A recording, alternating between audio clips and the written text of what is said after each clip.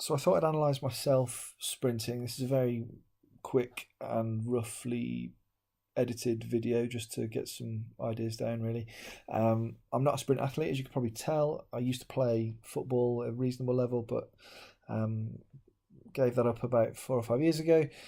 So the main training that I do is a bit of cycling and messing around in the gym, and I'm trying to improve weightlifting technique at the minute. So the acceleration phase, I seem to be arching the back quite a lot, so I'm not following a straight line, but I am bending over to start with.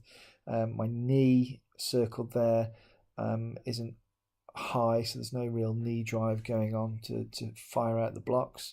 I am pumping the arms, it would seem, so the arms are getting nice and high, right angles at the elbow.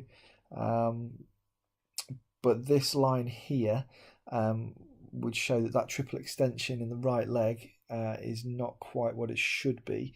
Um, and then here with the red line, we start to get a little bit more upright in comparison to the green. For me, there are issues with technique. This is the first time I've had a go at sprinting for quite a while. Um, there's definitely not enough triple extension going on, so I'm not generating enough force, and that's certainly something I'm trying to work on through learning to clean and snatch and carry out the Olympic lifts properly. And it may also indicate a lack of flexibility through the hip flexors to stop my hip extending enough into that triple extension.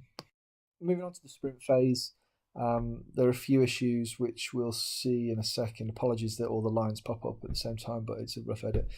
So there seems to be, my shin isn't parallel to the floor, and my foot is being planted in front of my centre of mass, which might indicate a braking force.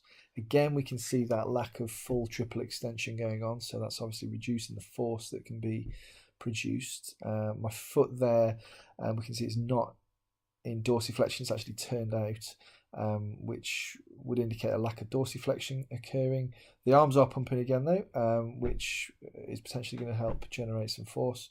And then I'll sprint all the way through to the tape to victory.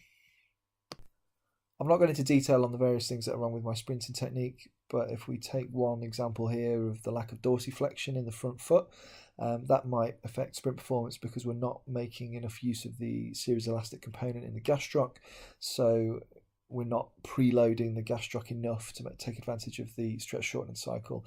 And then here we might see that there's a lack of capacity for me to relax the quads, so the leg out to the front, and also the hip flexors of the standing leg.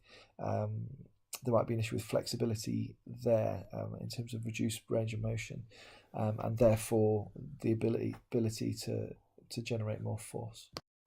So in terms of what to do to improve sprinting here, probably just doing a bit more sprinting would be useful, but also continuing with trying to increase rate of force development to help with the start here. So continuing to work on my clean technique and snatch work that I've been doing.